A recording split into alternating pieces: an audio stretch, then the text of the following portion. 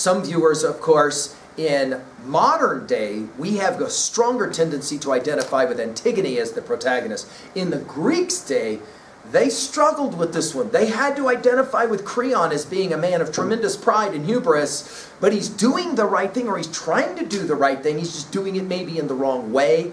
And ultimately in this play, both Creon and Antigone end up jacked, because this is a tragedy after all.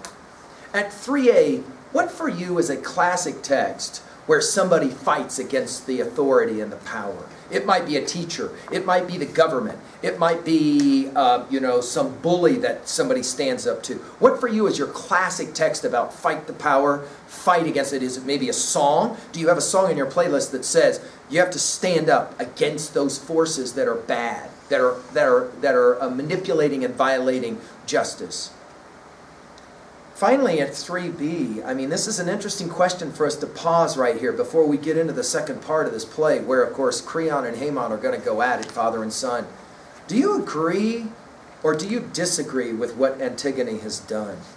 Do you think it makes sense to sacrifice your life for a principle, burying a dead brother? Do you agree with that, or do you see Antigone as kind of extreme? In your life, can you remember a time when you showed this kind of courage?